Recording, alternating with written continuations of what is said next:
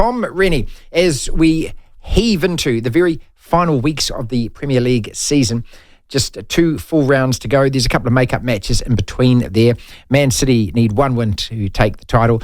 Arsenal confirmed in the Champions League, but spots 3 and 4 still up for grabs. Potentially Newcastle, Man United, Liverpool, Brighton all can claim one of those 2 Champions League spots, and at the bottom, Southampton have been relegated. Leicester and Leeds are in the bottom 3. Everton and Forest, the only other 2 teams that can go down with them. The rest of it, everyone else has survived. I'm Rennie there. How are you, mate? How you been? I've been very, very well. I mean, I have missed a lot of the football this weekend, mainly because it's been Eurovision over here this weekend, and even Man City couldn't play at the same time as Eurovision in Everton because all the police were too busy very much controlling the wild crowds in Liverpool. So, you know, we're doing all right. We're coming down off our incredible second to last place finish. Tommy, you know, I mean, the Eurovision that I know of is the continuous bringing up of ABBA winning it with Waterloo. Now, wasn't that in the 1974 or 5 or something like that? Why is this continually an angle in every story about Eurovision? I think the issue with Waterloo is that you couldn't escape if you wanted to. Oh, the slam dunk. That was the most beautiful alley-oop there was. Let's talk about the Champions League then. Man City hosting Real tomorrow. They got a 1-1 split, but Inter go through against AC Milan. Much of a surprise or not? No, not really. I think that it was all decided in the first leg last week where Milan, AC Milan that is, didn't quite have the defensive solidity and stability to stop Inter, who did that thing. Like, you know, football is... It's one of those things, football, that seems to change and twist and develop and grow, and this type of football or that type of football. But what Inter did was go, right, we've got this lot. Opening 15 minutes, let's get the job done. And that's what they did against Milan last week with the goals from Dzeko, then Mkhitaryan. They blew Milan away in that first half. A really poor defensive performance, specifically from Simon Kjaer and Fikayo Tomori at centre half for Milan. And Inter just had the attacking intent that Milan don't. And you know what? Sometimes one team just has it over the other one. Tonight's victory, Tuesday's victory, the 4th time in a row that Inter have beaten Milan. Last year, when Milan won these games, Inter dominated the match. They're a better football team, and Milan performed some kind of Olivier Giroud-inspired smash and grab. But look, they were terrific. Inter go through to the final. And watching the game on television, the Inter fans inside the San Siro look absolutely delighted to finish runners-up in this tournament. Oh, please. Are you calling it that early, are you? I'm hoping like hell that they can do something like they did in 2010, like when they upset Bayern Munich and that. You know, it is a one-off game. It's a 90-minute game. I mean, Chelsea did it, beat Man City in the final. Liverpool lost last year to Real despite outplaying them. There is hope for those of us who don't want to see the Man City treble, Tom. Yeah, maybe. Look, of course, anything can happen. It's why football's the greatest sport in the world. I get that. But the other 2 teams are such a massive slice above what both Milan and Inter have to offer. I think that this Inter team is a good team. They're an exciting team, but they're not the top team in Italy. They're nowhere close to what Napoli have achieved this season domestically.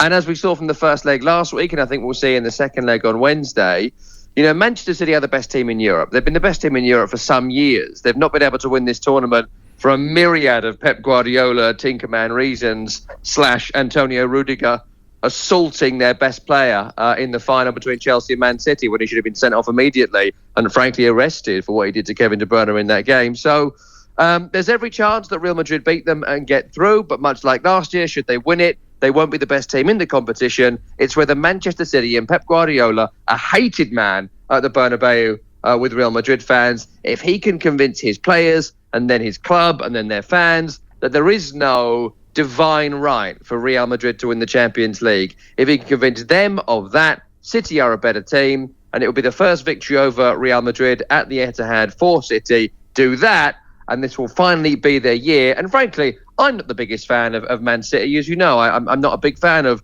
what sovereign wealth funds are doing to football. And what we need is some really strong regulation to stop the hyper-capitalisation of football that I think in the end will destroy the whole game if it hasn't already destroyed the structure of the sport already. However, there's not been a more influential coach on European football in the last 20 years than Pep Guardiola. He has an incredible team with the best striker currently playing in European football. And if he wins it, he might leave the Premier League at some point soon, making that much more competitive. So it's a win-win-win for all of us. Everyone supports City. Tom Rennie, talkSPORT. Let's talk about the Premier League then. There is still interest in the top four. The relegation battle still alive. Man City need one more win. So the title done and dusted now. Let's just accept that. And as you said 20 games ago, as I said 20 games ago, there's the team that can put together 11 or 12 or 13 wins in a row is going to win the title, and that was always going to be Man City or a side like Liverpool who are showing that they can still do that. But these are the only two teams that have been capable. So even though Arsenal had a little flirt, and is that how you'd like to sum it up? Just a little flirt with that title? It was City's and it is City's. Yeah, look, City are, as already discussed, a ridiculous team in terms of the strength and depth. They've got the greatest coach of his generation in charge. And look, some people are balking at the concept of Arsenal bottling the title. You know, it's both things. Have they had a really great season? Step back from it? Yeah. Did they bottle the title from the position they were in? Yeah. It's true. That's just what happened. They had the advantage. They had some relatively easy games, including West Ham away and Southampton at home. And for whatever reason, they could not get over the line. Was it quality? Was it nerves? Was it lack of experience? Was it lack of quality compared to Manchester City? Was it the need of West Ham and Southampton in the games where that they played them, and Liverpool as well? You know, who knows? We'll look into it in great detail as the weeks and months go on. But Arsenal, this was their title to lose, and lose it they did, under pressure from this title-winning monster that is the Manchester City Sovereign Wealth Fund. Top four, Newcastle, Man United, Liverpool, Brighton, all still gunning for it. And that Newcastle-Brighton match on Friday, looming large, isn't it? Somebody's dropping points there, obviously, or maybe they both drop points. Who still clinches 3 and 4? Or do you think it's going to go right down to the final day? I think looking at the fixtures, I can't see Newcastle and Manchester United dropping any further points. That they play teams that I would expect them to beat between now and the end of the season. I would kind of put Liverpool in that bracket as well. So I wouldn't be stunned to see them all winning all their games, the final two, going into the final game of the season. If I was to look at one of those three teams to slip up, it'd probably be Newcastle United for the same reasons that Arsenal blew the title. They've massively over-exceeded expectation and massively over-exceeded the quality of the squad they've got, frankly. Joe Willock and people like that, God bless them for their efforts, Jacob Murphy. But if they qualify for the Champions League, I know that they're backed by the Public Investment Fund of Saudi Arabia. But if we can step back from that momentarily, it would be a terrific achievement to have done this with, essentially buying Burnley's old goalkeeper last season and doing it with Callum Wilson up front, who, good striker though he is, has spent most of his career keeping Bournemouth in the top flight as opposed to battling for third. So they would be the most likely. And I did their game against Leeds at the weekend. And there's certainly a stumble right now in Newcastle that didn't feel to be there a few weeks ago.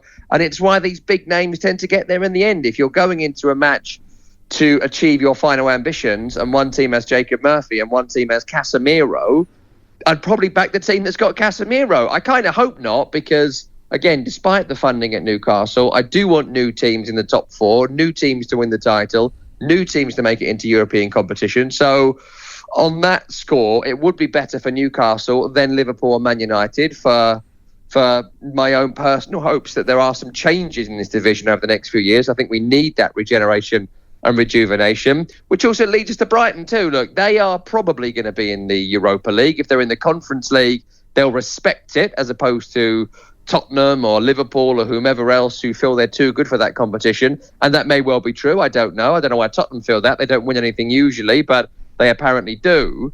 But I spoke to Danny Welbeck this afternoon, the Brighton striker, and we had a good chat about what it would mean for Brighton to make it into that competition. And when you consider they lost the manager, the coaches, their best players, the tea lady, the seagulls, the fish and chips, the West Pier and the East Pier, sold it all to Chelsea and are still playing this incredible brand of football that occasionally delivers a gazumping loss like it did against Everton, but also miraculous, brilliant, confident victories like against your mob and against Arsenal a few days ago. That's the kind of team we want playing in Europe. And then hopefully that squad won't get picked off and broken up by those that are more wealthy above them. And we can maybe see a little changing of the guard. Do we need more Tottenham and Liverpool and Man United in Europe? Or wouldn't it be better for all of us to see Newcastle and Everton and Brentford taking on Europe's best. Frankly, I think the latter would be terrific. And having watched West Ham do it for the last couple of years, we might not do it again for a few because it's kind of all, gone to pot over the last 12 months. But it's been terrific. And I've not had a feeling like this in 20 years. So we want more fans experience it rather than Liverpool fans moaning about it. Devlin. Unbelievable. Incredible. The Platform.